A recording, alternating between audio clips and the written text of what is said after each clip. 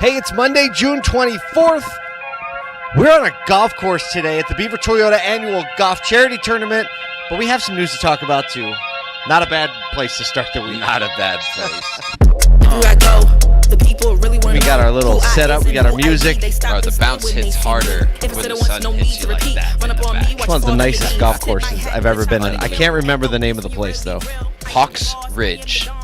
North of Atlanta. North Atlanta. Far, far away from all the traffic. There was the winding roads It's near amazing. Atlanta. Can you imagine? Yeah, right. It's about. I wouldn't believe it if I saw it. Oh, man, we have a nice Monday.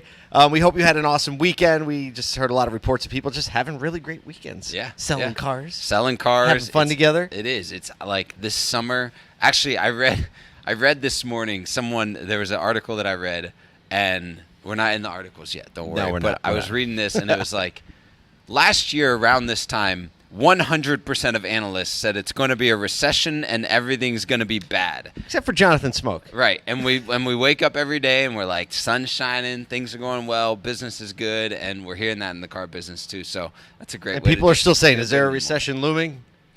I don't know anymore. who knows? I don't even know. But, hey, if you're watching, you'll notice, like, I'm with Golf Kyle today. Hey, look at this guy. We got the golf hat. Got the the curved- polo. Got the golf shorts. Gave us Yeah. the golf shoes on today. Got to do it. I'm not going to be playing golf today to everyone's satisfaction. I will, however, be running around in a golf cart. Yes. And emceeing the charity auction tonight. It'll be good. That'll It'll be my good. contribution. Why? I get to drive the golf cart around and not have the pressure of having to do That's good. that's a very good pressure. I've got like knots in my stomach, and someone's gonna be mad at me. Right. Who's going to be good on my squad today, and how am I going to let them down? Right, exactly. Hey, if you don't know, you should know SoduCon, our big event of the year, is coming in. We're almost at the 60-day mark. It's going to be September 26th and 27th in Baltimore. Get your tickets at SoduCon.com. We just released a massive list of the first group of our speakers. Massive list. We've got, people from Lithia and Group 1 and smaller groups and medium-sized groups and Jesse Cole. If you haven't caught that. Savannah Bananas. Go check it out. You can head to our LinkedIn. You can see that first launch, or you can head to soducon.com/speakers. Check out all of the first batch, at least, of people that'll be there. There'll be even more talking, communicating, really working on. And this is one thing, we talk about the news every day. We talk about a lot of things across culture and everything, but when we go to a SoduCon, you'll notice that there's a lot about operations and marketing and analytics and how to get into your people and culture and really, Data, really CRMs. tactical, practical things that you or your people can write down, take home, and implement immediately, and build a community of other people who can answer questions for you and help you along. We're almost at 1,000 rooftops represented already. So if you are thinking of potentially getting involved to sponsor the event, lots of thanks to our early sponsors who we're going to be announcing really shortly, who just took the swing before we announced all the speakers in the 1,000 rooftops and all that. Yeah. But now that we are, we still have a lot of space left for you. And these are some of the smartest, most savvy practitioners in auto making decisions at a SoduCon. So we hope you join us. Go to soducon.com and you can reach out to us there if you need to, or you can buy a ticket because they're still on sale for another few days before August hits, and then it's full price. Then it's rock and roll. All right, let's get into some news. Here's a fun one. GM is launching a new advertising campaign to position its OnStar service, traditionally known for in-vehicle safety features. Now it's undergoing a transformation which pretty much puts OnStar at the center of the digital ecosystem.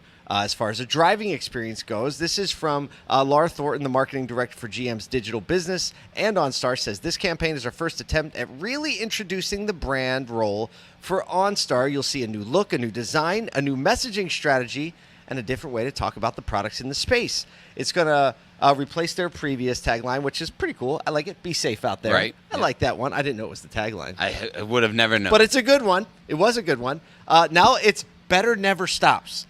Facts. Kind of sound. At first, I thought maybe it sounded a little bit more like a presidential campaign. Right, yes. Better very never much, stop yeah. sounds like ambiguous enough. Which is kind of OnStar-ish, right? It I would almost, say. almost presidential. So, but you have to tie it to something. So, Silmo Bonomi, Chief Creative Officer at Campbell Ewald, the agency they used to come up with the campaign, says the new tagline was inspired by the idea that continual improvement, like smartphone updates, never stop.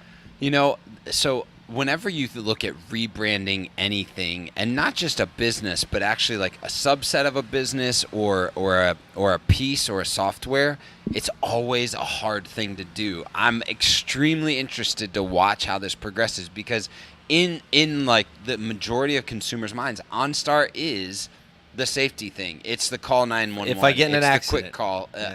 It's not associated with the entirety of the software of a GM vehicle. And so this will take, a massive rebranding whenever you think about just the legwork that goes into all of the things that you have to talk about and rebrand and position and point of sale materials and all that. So I would watch out for all of those GM dealers just to look at what point of sale materials, what communication that you're going to need with your people to re-communicate what someone's getting when they're getting OnStar. I think the re-communication is key at the dealership level, because relying on the OEM to get it right out of the gate, if people have a little quizzical look when you say it to them, just abandon that and just explain it in plain language. Is my strategy. Exactly. So GM is also developing its Ultify software system. So we've been hearing a lot about this. That's the first time I heard the name. As part of the transition to the all-electric lineup, it'll enable software-defined vehicles to offer apps and other feature through over-the-air updates, but not Apple CarPlay. No Apple CarPlay. The campaign is going to run today, start running today on digital video, social media, and search channels. So we'll see if we see and hear about it. I'm going to snag a screenshot if I see it. Because if we've been talking about it this much, our phones are clicking on over things. here. Yeah, without a doubt. Be safe out there. I never know about that. That's a shame, because I like it. Be safe out there. Actually, now be safe out there. You might get hit with a couple. If you're listening to this podcast, you might get hit with a couple OnStar updates. Okay, moving on a little bit, since we're talking about speaking EVs, of being safe out there. Yeah, EVs. Okay, we'll take that.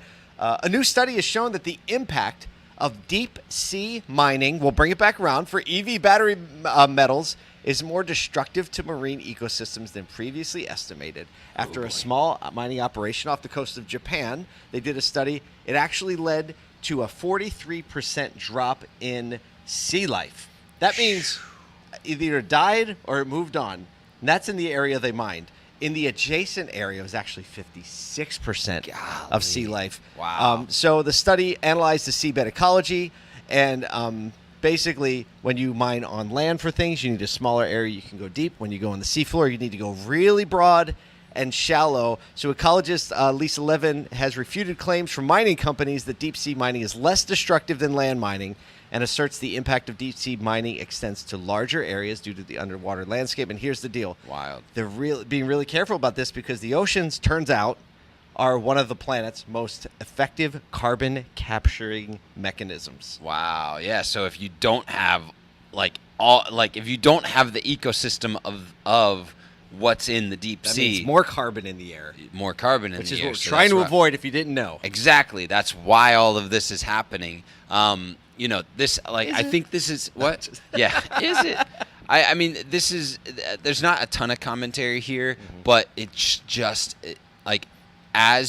because this is what I always think about. What's a consumer seeing? They're probably the people that are shopping for cars right now, learning about this, and they're intrigued as to what their purchase does, how it impacts, especially still in an early adopter curve.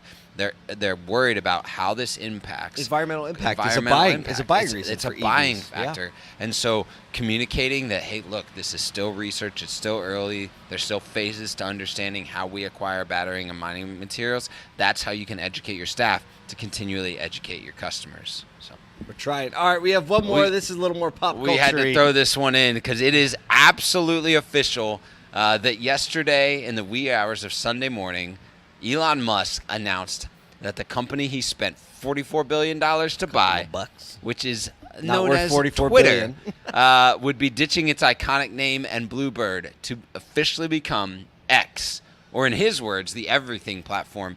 Interestingly enough, X.com was initially what PayPal was called when Musk founded it, and he purchased X.com from the company back in 2017. And now, officially, if you head to it, it redirects to Twitter.com. Musk tweeted about the transition for hours. He even joined a Twitter Spaces session called No One Talk Until We Summon Elon Musk. And they did. Which is great. It's epic. Can you imagine that? And then he shows up in the Twitter space but doesn't say anything. Yeah, he's just Stays like, I'm muted.